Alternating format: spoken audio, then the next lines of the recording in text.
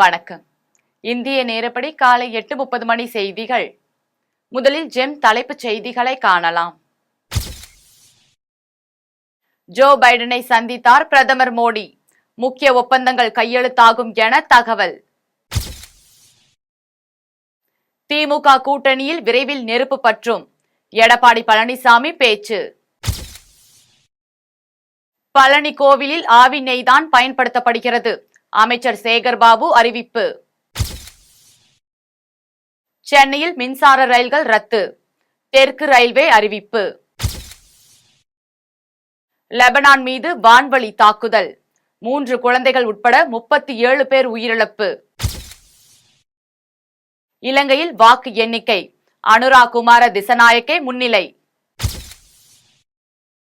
100 கோடி ரூபாய் மதிப்பிலான அரசு நிலங்கள் மீட்பு. மாவட்ட நிர்வாகம் அதிரடி. இனி விரிவான செய்திகளை காணலாம்.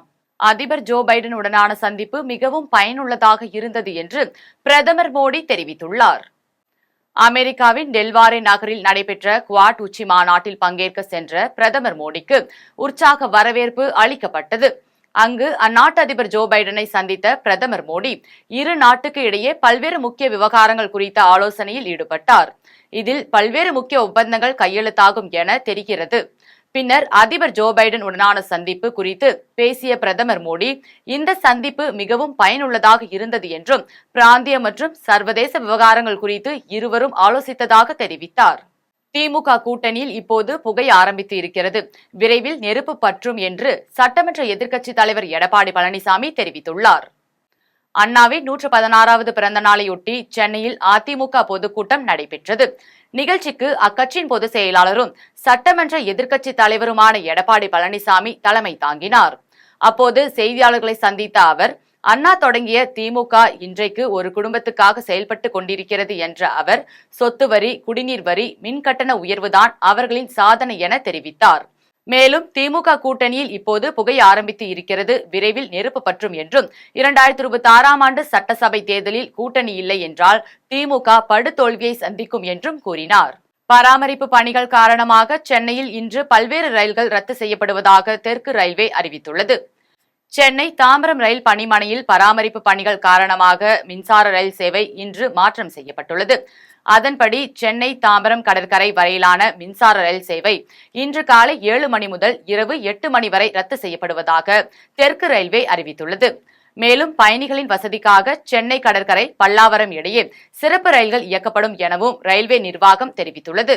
லெபனான் தலைநகர் பெய்ரூட்டில் இஸ்ரேல் நடத்திய வான்வழி தாக்குதலில் 7 பெண்கள் 3 குழந்தைகள் உட்பட 37 பேர் உயிரிழந்துள்ளனர். ஹமாஸ் இயக்கத்துக்கு ஆதரவாக ஹிஸ்புல்லா அமைப்பினர் இஸ்ரேல் மீது தாக்குதல் நடத்தியதை தொடர்ந்து லெபனானில் ஹிஸ்புல்லா அமைப்பினர் பயன்படுத்திய பேஜர் வாக்கி டாக்கி கருவிகள் ஒரே நேரத்தில் வெடித்து சிதறின. இதைத் தொடர்ந்து தலைநகர் பெய்ரூட்டில் தகியா மாவட்டத்தில் திடீர் வான்வழி தாக்குதல் நடைபெற்றது. இதில் 40 நிமிடங்களில் 50க்கும் மேற்பட்ட இடங்களில் நடைபெற்ற தாக்குதலில் 37 பேர் உயிரிழந்துள்ள நிலையில் ஏராளமானோர் படுகாயம் அடைந்துள்ளனர். 2006ஆம் ஆண்டுக்கு பிறகு இஸ்ரேல் ஹிஸ்புல்லா இடையே நடத்தப்பட்ட மிக மோசமான தாக்குதல் இது என்பது குறிப்பிடத்தக்கது. மரக்காணம் அருகே அரசுக்கு சொந்தமான 100 கோடி ரூபாய் மதிப்பிலான நிலங்கள் மீட்கப்பட்டுள்ளது. விழுப்புரம் மாவட்டம் மரக்காணம் அருகே உள்ள கீழ்புத்துப்பட்டு கிராமத்தில் அரசுக்கு சொந்தமான நிலங்களை சென்னை கீழ்ப்பாக்கம் பகுதியை சேர்ந்த சுரானா, தீபா சுரானா மற்றும் தினேஷ் சுரானா ஆகிய மூவரும் கூட்டாக சேர்ந்து ஆக்கிரமித்து வந்துள்ளனர். இது குறித்து தகவல் அறிந்து வந்த அதிகாரிகள் அவர்கள் ஆக்கிரமிப்பு செய்து வைத்திருந்த சுமார் 100 கோடி ரூபாய் மதிப்புள்ள 23.51 ஏக்கர் நிலத்தை மீட்டனர். இதில் அரசு கடற்கரை, புறம்போக்கு மற்றும் மயான நிலங்களை ஆக்கிரமித்து போலியான ஆவணம் தயாரித்து அங்கு சுற்றுச்சுவர் எழுப்பி சொகுசு விடுதிகள் கட்டியிருந்தது தெரிய வந்தது. இதையடுத்து விழுப்புரம் மாவட்ட நிர்வாகம் தானாக வந்து ஆக்கிரமிப்புகளை ஜேசிபி இயந்திரம் மூலம் அகற்றும் பணியில் ஈடுபட்டது. மேலும் இதுபோன்ற ஆக்கிரமிப்புகள் குறித்து மாவட்ட நிர்வாகம் உடனடியாக நடவடிக்கை எடுக்க வேண்டும் என அப்பகுதி மக்கள் கோரிக்கை விடுத்துள்ளனர். புதுக்கோட்டை அருகே காரையூரில் 2 பொது சுகாதார நிலையங்களை அமைச்சர் மா சுப்பிரமணியன் திறந்து வைத்தார். புதுக்கோட்டை மாவட்டம் பொன்னமராவதி ஒன்றியம் காரையூரில் ரூபாய் 1 கோடியே 5 லட்சம் மதிப்பீட்டில் கட்டப்பட்ட 2 துணை சுகாதார நிலையங்களை சுகாதாரத்துறை அமைச்சர் மா சுப்பிரமணியன் பொதுமக்கள் பயன்பாட்டிற்காக திறந்து வைத்தார். இதில் சுற்றுச்சூழல் அமைச்சர் சி.வி. மையநாதன், சட்டத்துறை அமைச்சர் எஸ். ரகுபதி, புதுக்கோட்டை மாவட்ட ஆட்சியர் அருணா உள்ளிட்ட சுகாதாரத்துறை அலுவலர்கள் பங்கேற்றனர். விழாவில் மகளிருக்கு பல்வேறு நலத்திட்ட உதவிகளை வழங்கிய பின் மக்கள் நல்வாழ்வுத்துறை அமைச்சர் மா. சுப்பிரமணியன் பேசுகையில், இந்திய அரசிடம் இருந்து அதிகப்படியான விருதினை பெற்ற மாவட்டமாக புதுக்கோட்டை மாவட்டம் திகழ்ந்து வருகிறது என்றும், திமுக ஆட்சி பொறுப்பேற்ற காலத்தில் இருந்து பழைய மருத்துவ கட்டிடங்கள் அனைத்தும் படிப்படியாக புதிய கட்டிடங்களாக மாற்றி அமைக்கப்பட்டுள்ளதாக தெரிவித்தார். தூத்துக்குடியில் ஸ்ரீ வைகுண்டம் கள்ளபிரான் கோவிலில் மத்திய இணை அமைச்சர் எல். முருகன் சுவாமி தரிசனம் செய்தார். தூத்துக்குடி மாவட்டத்தில் பல்வேறு நிகழ்ச்சிகளில் பங்கேற்பதற்காக மத்திய இணை அமைச்சர் எல். முருகன் தூத்துக்குடிக்கு வருகை தந்தார். அங்கு நவ திருப்பதி ஸ்தலங்களில் முதல் ஸ்தலமாக விளங்கும் கள்ளபிரான் கோவிலில் சுவாமி தரிசனம் செய்தார். அதைத் தொடர்ந்து வட்டாட்சியர் அலுவலகத்திற்கு வந்த விவசாயி ஒருவரின் மனுவை பெற்றுக்கொண்டு உரிய நடவடிக்கை எடுப்பதாக எல். முருகன் உறுதியளித்தார். இதையடுத்து மாற்றுத்திறனாளி ஒருவர் மற்றொருவரை தனது தோளில் தூக்கி கொண்டு எல். முருகனை சந்தித்தார். அப்போது எல். முருகனிடம், எங்கள் ஊரில் குடிநீர் வசதி மற்றும் சாலை வசதி சரியில்லை என்று புகார் அளித்தார். அதற்கு உரிய நடவடிக்கை எடுப்பதாக கூறிய எல். முருகன் அங்கிருந்து கிளம்பிச் சென்றார். வாலாஜாபேட்டை அருகே உள்ள பாலாறு அணைக்கட்டில் தமிழக நீர்வளத்துறை அமைச்சர் துரைமுருகன் ஆய்வு மேற்கொண்டார். ராணிப்பேட்டை மாவட்டம் வாலாஜாபேட்டை அடுத்த திருமலைச்சேரி கிராமம் அருகே உள்ள பாலார் அணைக்கட்டு தற்போது சேதமடைந்து காணப்படுகிறது. இதனை ரூபாய் 200 கோடியே 66 லட்சம் மதிப்பீட்டில் புனரமைப்பு மற்றும் சீரமைப்பு பணிகள் மேற்கொள்ளப்படும் என தமிழக அரசு நீர்வளத்துறை சார்பாக தெரிவிக்கப்பட்டிருந்தது.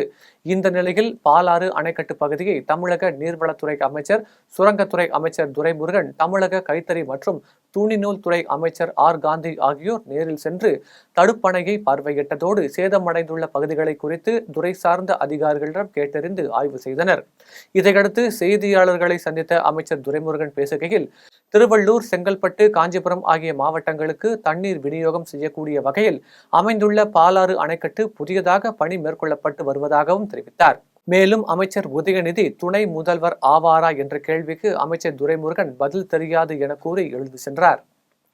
சார், தர்மபுரி மாவட்டத்துக்கு காவிரி உபரி நீர் 2 டிஎம்சி தண்ணி கொண்டு வர திட்டத்தை தமிழக அரசு செயல்படுத்தாமல் இருக்கு. கடையேறி போராட்டம் அக்டோபர் மாதம் நடைபெற்றது. தர்மபுரி மாவட்டத்துக்கு காவிரி நீரை கொடுக்கின்றதுல யாருக்கும் மாறுபட்ட கருத்து கிடையாது. அது அரசாங்கம் முடிவு எடுத்து செய்தால் நாங்கள் இன்க்ளூட் பண்ணுவோம். எங்கள் டிபார்ட்மெண்ட் அது ஓயாமல் அந்த பாதாளி மக்கள் கட்சி மணி அவர்கள் கூட சட்டமன்றத்தில் அழுத்தமாக கேட்டுக்கிட்டு இருக்கார். சார், அமைச்சர் உதயநிதி ஸ்டாலினுக்கு துணை முதல்வர் பதவி தரணும் சொல்லி இந்த கேள்விப்பட்டது தெரியும். அந்த கேள்வி புதுக்கோட்டையில் புதிய ஆரம்ப சுகாதார நிலைய கட்டிடங்கள் உட்பட பல்வேறு கட்டிடங்களை அமைச்சர் மா. சுப்பிரமணியன் திறந்து வைத்தார். புதுக்கோட்டை மாவட்டம் களமாவூரில் 1 கோடியே 81 லட்சம் ரூபாய் மதிப்பில் புதிய ஆரம்ப சுகாதார நிலைய கட்டிடங்கள் உள்ளிட்ட பல்வேறு கட்டிடங்களை அமைச்சர்கள் மா. சுப்பிரமணியன், ரகுபதி மற்றும் மையநாதன் ஆகியோர் திறந்து வைத்தனர். இதைத் தொடர்ந்து விழாவில் பேசிய அமைச்சர் மா. சுப்பிரமணியன், ஒரு நாளில் மட்டும் புதுக்கோட்டை மாவட்டத்தில் 6 கோடியே 10 லட்சம் ரூபாய் மதிப்பில் பல்வேறு கட்டிடங்கள் மருத்துவத்துறையால் திறந்து வைக்கப்பட்டுள்ளது என்றும், தமிழகத்தில் மருத்துவ பணியாளர் தேர்வாணையம் சார்பாக 2553 மருத்துவர்கள் இன்னும் ஓரிரு மாதங்களில் தமிழகம் முழுவதும் பணி அமர்த்தப்பட உள்ளனர் என்றும் தெரிவித்தார். தமிழ்நாடு முதல்வர் அரசு துறையில் 75,000 காலி பணியிடங்களை நிரப்புவதாக உறுதியளித்துள்ளார் என அமைச்சர் சி.வி. கணேசன் தெரிவித்துள்ளார். கோவை ஈச்சனாரி பகுதியில் உள்ள தனியார் கல்லூரியில் தொழிலாளர்கள் நலன் மற்றும் திறன் மேம்பாட்டுத்துறை சார்பில் தனியார் வேலைவாய்ப்பு முகாம் நடைபெற்றது. இதில் கலந்து கொண்ட அமைச்சர் சி.வி. கணேசன் வேலைவாய்ப்பு உறுதி செய்யப்பட இளைஞர்களுக்கு பணி நியமன ஆணைகளை வழங்கினார். இந்த வேலைவாய்ப்பு முகாமில் சுமார் 5,000க்கும் மேற்பட்ட மாணவ மாணவிகள் கலந்து கொண்டனர். இந்த நிகழ்ச்சியில் பேசிய அமைச்சர் சி.வி. கணேசன், நல்ல கல்வி நிறுவனங்கள் மாணவர்களின் தரம் வளர்ந்தால் மட்டுமே தான் நாட்டில் பொருளாதார வளர்ச்சி அடையும் என தெரிவித்தார். மேலும் பேசிய அவர், தமிழ்நாடு முதலமைச்சர் அரசு துறையில் 75,000 காலி பணியிடங்களை நிரப்புவதாக உறுதி அளித்துள்ளார் என்று தெரிவித்தார். உதயநிதி ஸ்டாலினுக்கு நல்ல நாள், நட்சத்திரம், நேரம் பார்த்துதான் முடிசூடுவார்கள் என்று பாஜக மூத்த தலைவர் தமிழிசை சவுந்தரராஜன் கூறியுள்ளார். ஈரோடு மாவட்டம் அந்தியூர் அருகே உள்ள வெள்ளித்திருப்பூரில் பாஜக உறுப்பினர் சேர்க்கை முகாம் நடைபெற்றது. இதை பாஜக மூத்த தலைவர் தமிழிசை சவுந்தரராஜன் துவக்கி வைத்து செய்தியாளர்களுக்கு பேட்டியளித்தார். அப்போது திருப்பதி லட்டு உணர்வு பூர்வமானது என்றும், இதில் விரும்பத்தகாத பொருட்கள் கலக்கப்பட்டு இருப்பது மிகவும் வேதனைக்குரியது என்றும், இதை முறையாக விசாரிக்கப்பட வேண்டும் என்றும் கூறினார். மேலும் உதயநிதி ஸ்டாலினுக்கு நல்ல நாள் நட்சத்திரம் நேரம் பார்த்துதான் முடி சூடுவார்கள் என்றும் தெரிவித்தார். நாம சொல்றது என்னன்னா, அதனாலதான் அந்த மதத்தின் மீது நம்பிக்கை உள்ளவர்கள் நிர்வாகத்தில் இருக்க வேண்டும். இப்போ தமிழகத்தில் அங்கே லட்டில் பிரச்சனை வருது, இங்கே தமிழகத்தில் உண்டியலில் பிரச்சனை, நகையில் பிரச்சனை, நிலத்தில் பிரச்சனை. ஆக இன்னைக்கு சில விஷயங்கள் அங்கே வெளியே தெரியுது, இங்கே வெளியே தெரியல. ஆக அதனால தான் நாங்கள் நிர்வாகத்தில் நம்பிக்கை உள்ளவர்கள் கையில் கோயில் நிர்வாகம் போக வேண்டும் என்ற கருத்தை பாரதிய ஜனதா கட்சி முன்வைக்கிறது. தமிழகத்தில் என்னென்னா, எங்களுக்கு சாமி வேண்டாம், இந்து மத சாமி வேண்டாம், இந்து மத விழாக்களுக்கு நாங்கள் வாழ்த்து சொல்ல மாட்டோம், விநாயகர் சதுர்த்திக்கு நாங்கள் வாழ்த்து சொல்ல மாட்டோம், ஆனால் கோயில் உண்டியல் மட்டும் எங்களுக்கு வேணும் அப்படின்றதான் இங்கே உள்ள நிலைமையாக இருக்குது. திராவிட முன்னேற்ற கழகத்தை பொறுத்த மட்டும் நான் ஏற்கனவே சொல்லிட்டேன், உதயநிதிக்கு என்னைக்கு முடிசூடுவாங்கன்னா, நல்ல நாள் நட்சத்திரம் எல்லாம் பார்த்து தான் முடிவு சூடுவாங்க. ஆக அவர்கள் எல்லாத்தையும் பின்பற்றி விட்டு நாங்கள் பின்பற்றலன்னு சொல்லுவாங்க. ஆக வெளிப்படையாக இருங்கள் என்பதான் எங்களது கருத்து. செஞ்சி கோட்டையினை பாரம்பரிய சின்னமாக தெரிவு செய்வதற்கு யுனெஸ்கோ குழுவினர் வருவதனால் கருத்து கேட்பு நிகழ்ச்சி நடைபெற்றது. விழுப்புரம் மாவட்டம் செஞ்சிக்கோட்டையினை பாரம்பரிய சின்னமாக தெரிவு செய்வதற்காக யுனெஸ்கோ குழுவினர் வரும் 27ஆம் தேதி வருகை தர இருப்பதால் பொதுமக்கள் மற்றும் உள்ளாட்சி அமைப்புகளுடன் கருத்து கேட்பு கூட்டம் நடைபெற்றது. கூட்டத்தில் அமைச்சர் செஞ்சி மஸ்தான் சிறப்புரையாற்றி செஞ்சிக்கோட்டை என்ற தலைப்பில் புத்தகத்தை வெளியிட்டார். நிகழ்ச்சியில் ஆரணி நாடாளுமன்ற உறுப்பினர் தரணிவேந்தன், கூடுதல் ஆட்சியர் ஸ்ருதன் ஜெய்நாராயணன், சேர்மன்கள் விஜயகுமார், கண்மணி, நெடுஞ்செழியன், அமுதா ரவிக்குமரன், மெய்கீர்த்தியார், அலிமஸ்தான் உள்ளிட்டோர் கலந்து கொண்டனர். தமிழ்நாடு வரலாற்று பேரவையின் 31வது மாநாடு மதுரை தனியார் கல்லூரியில் நடைபெறுகிறது. தமிழ்நாடு வரலாற்று பேரவையின் முதல் மாநாடு 1994ஆம் ஆண்டு சென்னை பல்கலைக்கழகத்தில் தொடங்கப்பட்டு கடந்த 30 வருடங்களாக பல பல்கலைக்கழகங்கள் மற்றும் கல்லூரிகளில் நடைபெற்றது. இதனைத் தொடர்ந்து 31வது மாநாடு மதுரை தனியார் கல்லூரியில் நடைபெற்றது. விழாவில் வணிக வரி மற்றும் பத்திரப்பதிவுத்துறை அமைச்சர் மூர்த்தி, மதுரை வடக்கு தொகுதி சட்டமன்ற உறுப்பினர் தளபதி உள்ளிட்டோர் பங்கேற்றனர். போதைப் பொருள் கடத்தலை தடுக்க தமிழக அரசு தனி கவனம் செலுத்தி தமிழகத்திற்குள் போதைப் பொருள் வர முடியாத அளவிற்கு நடவடிக்கை எடுக்க வேண்டும் என கரூர் நாடாளுமன்ற உறுப்பினர் ஜோதிமணி பேசினார். புதுக்கோட்டையில் நிகழ்ச்சி ஒன்றில் கலந்து கொள்ள வந்த கரூர் நாடாளுமன்ற உறுப்பினர் ஜோதிமணி செய்தியாளர்களை சந்தித்தார். அப்போது பேசிய அவர், தமிழகத்தின் பல்வேறு மாவட்டங்களில் பெண்களுக்கு மார்பக புற்றுநோய், கர்ப்பப்பை புற்றுநோய் ஆகியவை அதிகமாக வர தொடங்கி உள்ளதால் அரசு புற்றுநோயை குணப்படுத்துவதற்கு உண்டான நடவடிக்கைகளை எடுக்க வேண்டும் என்று தெரிவித்தார். மேலும் போதைப் பொருள் தடுப்பது குறித்து பாஜக ஏன் மௌனமாக இருக்கிறது என்று தெரியவில்லை என்றும், தமிழக அரசு எல்லைகளிலேயே போதைப் பொருள் கடத்தலை தடுத்து நிறுத்துவதற்கு நடவடிக்கை எடுக்க வேண்டும் என்றும் தெரிவித்தார். மேலும் பேசுகையில், நீங்க தொடர்ந்து பாத்தீங்கன்னா இது ரொம்ப முக்கியமான கேள்வி. அதானிக்கு கொடுக்கப்பட்டிருக்கிற, அதுவும் முறை தவறி கொடுக்கப்பட்டிருக்கிற, நீங்க குஜராத்ல இருக்கிற போர்ட்ல தான் எல்லா போதைப் பொருட்களும் தொடர்ந்து பிடிக்கப்படுது. சமீபத்துல நம்மளுடைய தமிழகத்தை சேர்ந்த ஊடகவியலாளர் சத்தியம் டிவியோட அரவிந்த் அக்ஷன் அவர்கள் ஒரு முக்கியமான ரிவீலியேஷனை ஆர்டிஐ மூலமா கொண்டு வந்தாரு.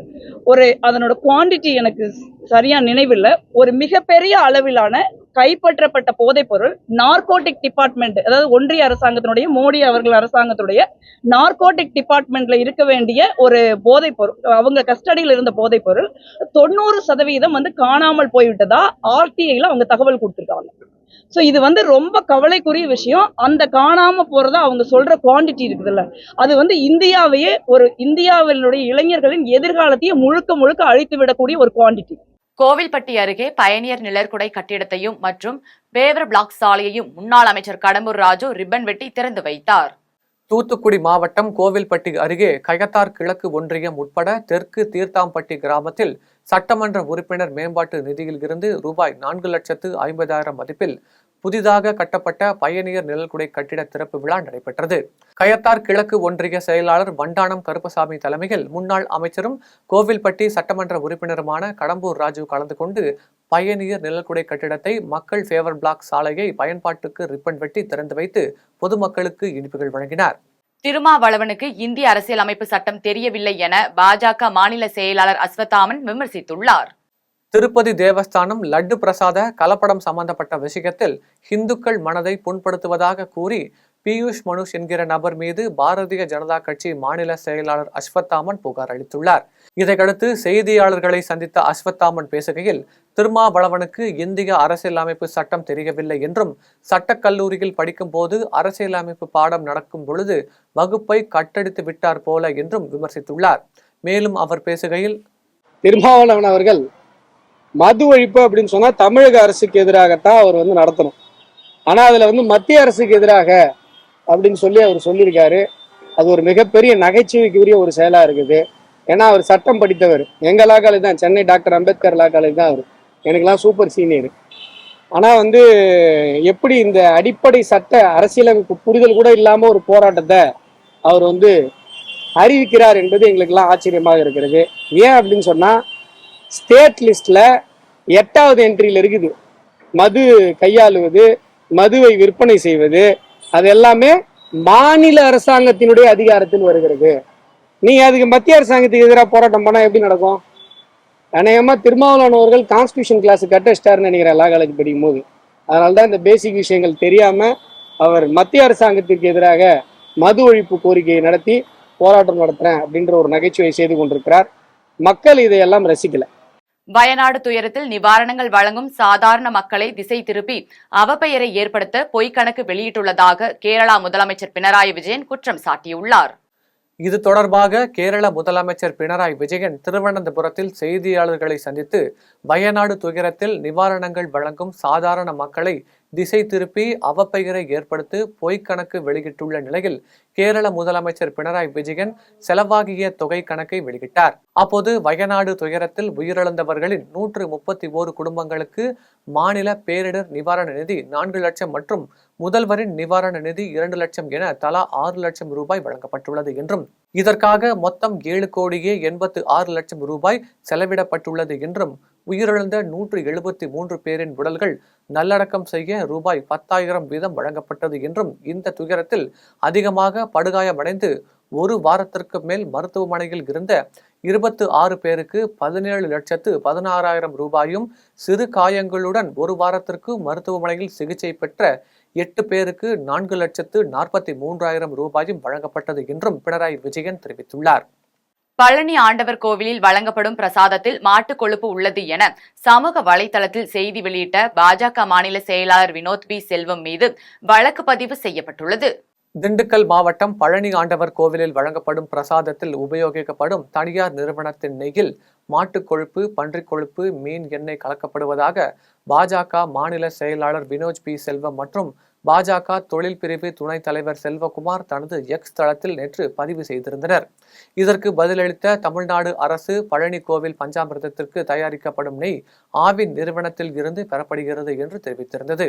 மேலும் தவறான தகவல் பரப்பிய வினோத் பி செல்வம் மற்றும் செல்வகுமார் மீது பழனி கோவில் நிர்வாகம் சார்பில் காவல் நிலையத்தில் புகார் அளிக்கப்பட்டுள்ளது. கண்டமனூர் அருகே 12 சவரன் நகைகளுக்காக மூதாட்டியை கொன்ற வாலிபர் நீதிமன்றத்தில் சரணடைந்தார். தேனி மாவட்டம் கண்டமனூர் அருகே உள்ள மரிக்குண்டம் கிராமத்தில் பவுனுத்தாய் என்பவர் வசித்து வந்தார். இவர் கடந்த 12ஆம் தேதி அங்குள்ள கிணற்றில் இரத்த காயங்களுடன் கொலை செய்யப்பட்டு பிணமாக கிடந்தார். இது குறித்து காவல்துறையினர் விசாரணை மேற்கொண்டு வந்த நிலையில் பழனிதேவன்பட்டியை சேர்ந்த அருண் என்ற வாலிபர் பவுன் தாயை கொலை செய்ததாக கூறி மதுரை நீதிமன்றத்தில் சரணடைந்தார். அப்போது அவர் கொடுத்த வாக்குமூலத்தில் அருண் தேனியில் ஃபாஸ்ட்ஃபுட் கடை நடத்தி வந்ததாகவும், தனது அத்தை முறையான பவுன் தாயிடம் அவ்வப்போது பணம் பெற்று வந்ததாகவும் தெரிகிறது. தொழிலில் நஷ்டம் ஏற்படவே பவுனுத்தாயிடம் இருந்து நகைகளை கேட்டதாகவும், அதற்கு அருணின் பெற்றோர் உறுதியளித்தால் மட்டுமே நகைகளை தருவதாக கூறிய பவுன்தாயை பெற்றோரிடம் அழைத்து செல்வதாக கூறி யாரும் இல்லாத பகுதிக்கு அழைத்து சென்று அவரிடம் இருந்த 12 சவரன் நகைகளை எடுத்துக்கொண்டு கிணற்றில் தள்ளி கொன்றதாக கூறினார். பின்னர் எப்படியும் போலீசாரிடம் சிக்கிக் கொள்வோம் என பயந்து கோர்ட்டில் சரணடைந்ததாக கூறினார். இந்த சம்பவம் அப்பகுதியில் பெரும் பரபரப்பை ஏற்படுத்தியுள்ளது. தர்மபுரி அருகே கணவனை திட்டம் தீட்டி கொலை செய்த மனைவி உட்பட 7 பேர் கைது செய்யப்பட்டுள்ளனர். தர்மபுரி மாவட்டம் நல்லம்பள்ளி அருகே தண்டுக்காரன்பட்டி கிராமத்தில் சிவபிரகாசம், புன்னுருவி தம்பதியினர் வசித்து வந்தனர். இந்த நிலையில் சிவபிரகாசம் அவரது வீட்டின் அருகே பூதரில் கத்தியால் குத்தப்பட்டு பிணமாக கிடந்தார். இது குறித்து தோப்பூர் காவல்துறையினர் நடத்திய விசாரணையில் சிவபிரகாசத்தின் மனைவி உட்பட 7 பேர் சேர்ந்து கொலை செய்தது தெரிய வந்தது. இதில் சிவபிரகாசம் குடித்துவிட்டு வீட்டில் இருப்பவர்களிடமும் தனது மருமகன்களிடமும் தகராறில் ஈடுபடுவதாகவும் பல பெண்களுடன் தகாத உறவு இருந்ததாக கூறப்படுகிறது. இதனால் ஆத்திரமடைந்த மனைவி பொன்னுருவி தனது மருமகன் சிவகுமாரை வரவழைத்து கணவரை கொலை செய்ய திட்டம் தீட்டியுள்ளார். இதற்கு உறுதுணையாக சிவகுமாரின் நண்பர்களான பிரபு, திருப்பதி, முல்லைவேந்தன், மகிழரசு மற்றும் எம்ஜிஆர் நகரை சேர்ந்த 2 நபர்களை சேர்த்து கொண்டு 3 லட்சம் ரூபாய் பேரம் பேசி முன்பணமாக 10,000 கொடுத்துள்ளனர். பின்னர் சிவபிரகாசம் வீட்டின் வெளியே குடிபோதையில் படுத்திருக்கும் போது அவரை கத்தியால் குத்தி அருகில் உள்ள புதரில் விட்டுவிட்டு சென்றுள்ளனர். இதைத் தொடர்ந்து அனைவரையும் போலீசார் கைது செய்து நீதிமன்றத்தில் ஆஜர்படுத்தி சிறையில் அடைத்தனர். திருப்பதி லட்டு தயாரிக்க நெய் அனுப்பிய திண்டுக்கலை சேர்ந்த நிறுவனத்தில் மாசு கட்டுப்பாட்டு வாரிய அதிகாரிகள் சோதனை மேற்கொண்டனர். திருப்பதி தேவஸ்தானத்தில் பக்தர்களுக்கு வழங்கப்படும் லட்டு தயாரிப்பதற்கான பயன்படுத்தப்படும் நெய் திண்டுக்கல்லில் உள்ள தனியார் நிறுவனம் அனுப்பி வைத்ததாக குற்றச்சாட்டு எழுந்தது. இது குறித்து தமிழ்நாடு அரசு மாசு கட்டுப்பாட்டு வாரியத்தின் திண்டுக்கல் மாவட்ட செயற்பொறியாளர் அனிதா ஆய்வு மேற்கொண்டு மாதிரிகளை சேகரித்தார்.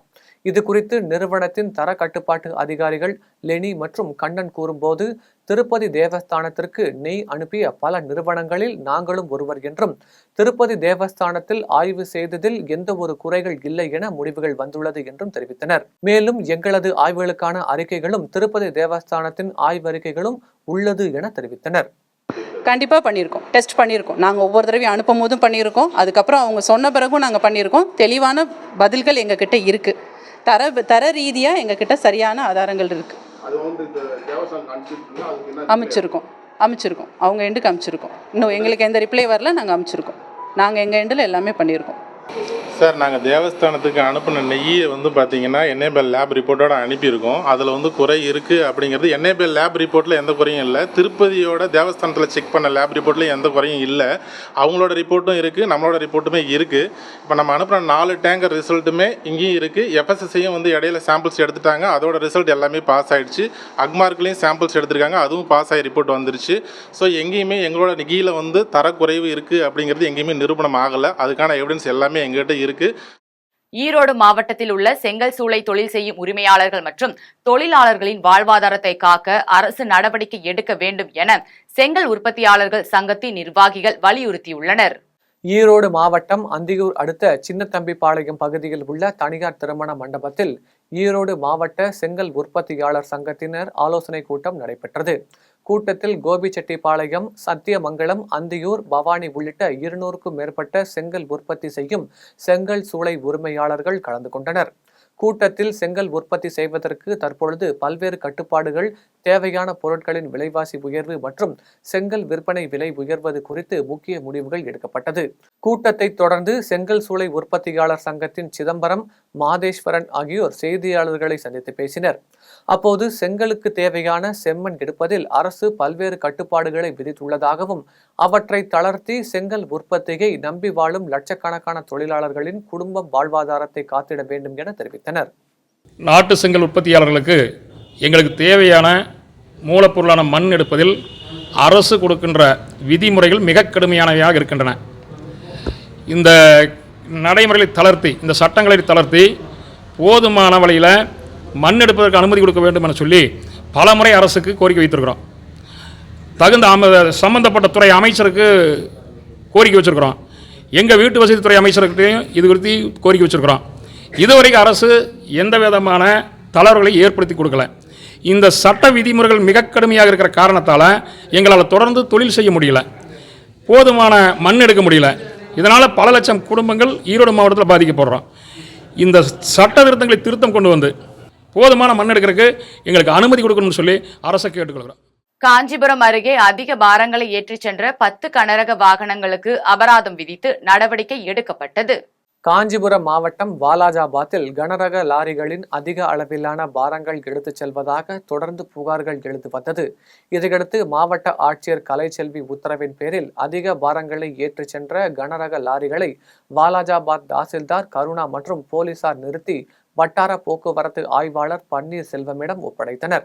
இதனைத் தொடர்ந்து வாலாஜாபாத் காஞ்சிபுரம் சாலையில் வந்த கனரக லாரிகளை தடுத்து நிறுத்தி ஆவணங்களை சரிபார்த்த நிலையில் அதிக அளவில் பாரங்கள், அதிக வேகம் உள்ளிட்ட பல்வேறு அரசு விதிமுறைகளை மீறிய 10 கனரக வாகனங்களுக்கு வட்டார போக்குவரத்து ஆய்வாளர் பன்னீர்செல்வம் 6,48,000 ரூபாய் அபராதம் விதித்தார். வாலாஜாபாத் அரசு உதவி பெறும் நடுநிலைப் பள்ளியில் வாலாஜாபாத் பாலாறு அரிமா சங்கம் சார்பில் இலவச நலத்திட்ட உதவிகள் வழங்கும் நிகழ்ச்சி நடைபெற்றது. காஞ்சிபுரம் மாவட்டம் வாலாஜாபாத் பேரூராட்சி பகுதியில் அமைந்துள்ள அரசு உதவி பெறும் நடுநிலைப் பள்ளியில் பன்னாட்டு லயன் சங்கத்துடன் இணைந்து வாலாஜாபாத் பாலாறு அரிமா சங்கம் சார்பில் சுமார் 3 லட்சம் மதிப்பிலான நலத்திட்ட உதவிகள் வழங்கும் நிகழ்ச்சி பாலாறு அரிமா சங்க தலைவர் ஹரிகுமார் தலைமையில் நடைபெற்றது. நிகழ்ச்சியில் சிறப்பு அழைப்பாளராக பன்னாட்டு லயன் சங்க மாவட்ட ஆளுநர் லயன் சுரேஷ் கலந்து கொண்டு பள்ளிக்கு 1,25,000 மதிப்பீட்டில் கட்டப்பட்ட 3 இலவச கழிப்பறை திறந்து வைத்தார். இதனைத் தொடர்ந்து பள்ளி நூலகத்திற்கு புத்தகங்கள், ஒலிபெருக்கி மற்றும் வறுமை கோட்டின் கீழ் உள்ள பொதுமக்களுக்கு இலவச அரிசி, மளிகை பொருட்கள் உள்ளிட்ட பல்வேறு நலத்திட்ட உதவிகளை வழங்கினார். இதில் வாலாஜாபாத் பாலாறு அரிமா சங்க செயலாளர் பாலசுப்ரமணியம், 2ஆம் கட்ட தலைவர் கலைமணி உட்பட பலர் கலந்து கொண்டனர். காஞ்சிபுரம் மாவட்டத்தில் உள்ள வைணவ திருத்தலங்களுக்கு இந்து சமய அறநிலையத்துறை சார்பில் பக்தர்கள் செல்லும் சுற்றுலா பயணத்தை மாவட்ட ஆட்சியர் கலைச்செல்வி கொடியசைத்து வைத்து தொடங்கி வைத்தார். தமிழ்நாடு இந்து சமய அறநிலைத்துறை சார்பில் மூத்த குடிமக்களை ஆன்மீக திருத்தலங்களுக்கு சுற்றுலா அழைத்துச் செல்லும் திட்டம் செயல்படுத்தப்பட்டு வருகிறது. இதன் ஒரு பகுதியாக 50 லட்சம் ரூபாய் மதிப்பீட்டில் புரட்டாசி மாதத்தை ஒட்டி காஞ்சிபுரம் மாவட்டத்தில் உள்ள வைணவ திருத்தலங்களுக்கு 40 பக்தர்கள் அழைத்துச் செல்லப்பட உள்ளனர். இந்த பயணத்தை துவக்கி வைப்பதற்காக இந்து சமய அறநிலைத்துறை இணை ஆணையர் குமரதுரை முன்னிலையில் மாவட்ட ஆட்சியர் கலைச்செல்வி கொடியசைத்து வைத்து தொடங்கி வைத்தார். இந்நிகழ்ச்சியில் காஞ்சிபுரம் வருவாய் கோட்டாட்சியர் வெங்கடேசன், திருக்கோவில் செயல் அலுவலர்கள், ஆய்வாளர்கள், ஆன்மீக பக்தர்கள் என பலர் கலந்து கொண்டனர். சென்னை மணப்பாக்கத்தில் உலக அமைதிக்காக சர்வமத பிரார்த்தனை நிகழ்ச்சி நடைபெற்றது. சென்னை அடுத்த மணப்பாக்கம் பாபுஜி நினைவு ஆசிரமத்தில் உலக அமைதிக்காக சர்வமத பிரார்த்தனை நிகழ்ச்சி நடைபெற்றது. நிகழ்ச்சியை வெங்கடலட்சுமி நரசிம்மா ஏற்பாடு செய்திருந்தார். இதில் சிறப்பு அழைப்பாளராக Julius Caesar, Dawoodi, doctor Krishnasanth Chettiar ஆகியோர் கலந்து கொண்டனர். அப்போது பேசிய வெங்கட்ராமன் சங்கர், ஒருவரிடம் அமைதியும் நல்லிணக்கமும் இருந்தால் வீட்டிலும் சமுதாயத்திலும் உலகிலும் அமைதி நிலவும் என கூறினார். ஓமலூரில் தூய்மை பணியாளர்களுக்கான சிறப்பு மருத்துவ முகாமினை மாவட்ட ஆட்சியர் பிருந்தாதேவி துவக்கி வைத்தார்.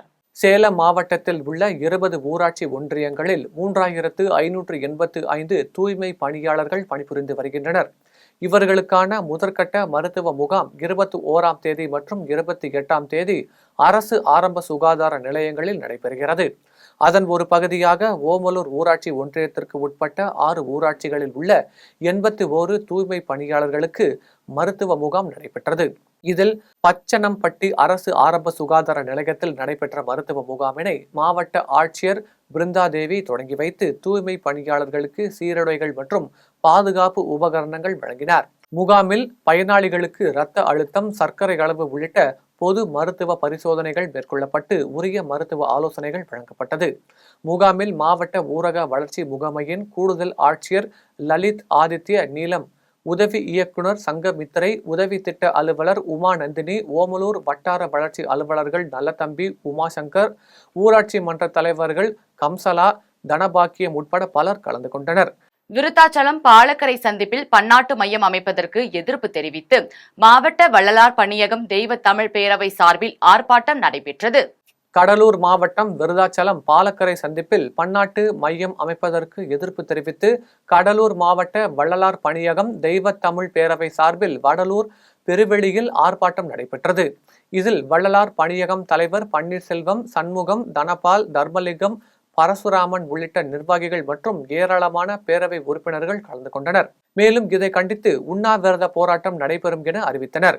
இதையடுத்து காவல்துறையினர் நடத்திய பேச்சுவார்த்தையை தொடர்ந்து அனைவரும் கலைந்து சென்றனர். வள்ளலார் பெருவெளியில் பன்னாட்டு மையத்தை அமைத்து அந்த இடத்தை ஆக்கிரமிப்பு செய்கிறது. அதை நாங்கள் சன்மார்க்க அன்பர்கள் எதிர்க்கிறோம்.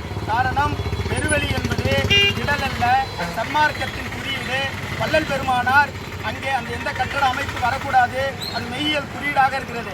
106 ஏக்கர் நிலப்பரப்பில் அமைந்துள்ள இந்த பெருவெளியை ஒரு இடத்தில் கூட எந்த கட்டடங்கள் நிறுவப்படக்கூடாது என்பதுதான் சன்மார்க்கத்தினுடைய விதிக்கப்பட்ட விதி.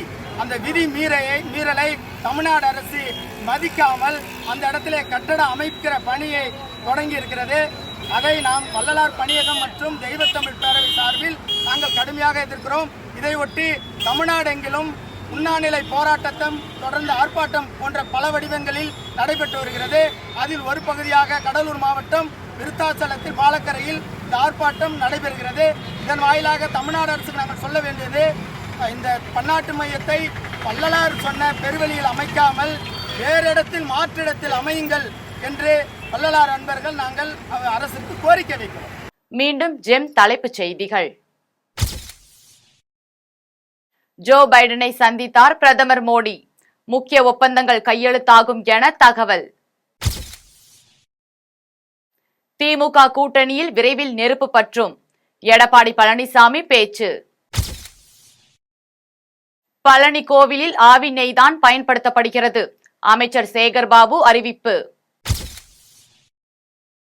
சென்னையில் மின்சார ரயில்கள் ரத்து. தெற்கு ரயில்வே அறிவிப்பு.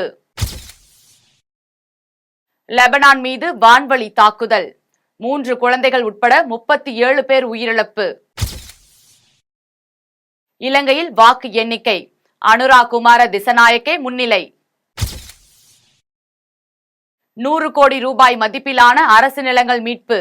மாவட்ட நிர்வாகம் அதிரடி. இத்துடன் ஜெம் செய்திகள் நிறைவடைகின்றன. மீண்டும் ஜெம் செய்திகள் மதியம் 1:30 மணிக்கு. உடனுக்குடன் செய்திகளை காண GemLive.tv என்ற இணையதளத்தில் இணைந்திருங்கள். நன்றி, வணக்கம்.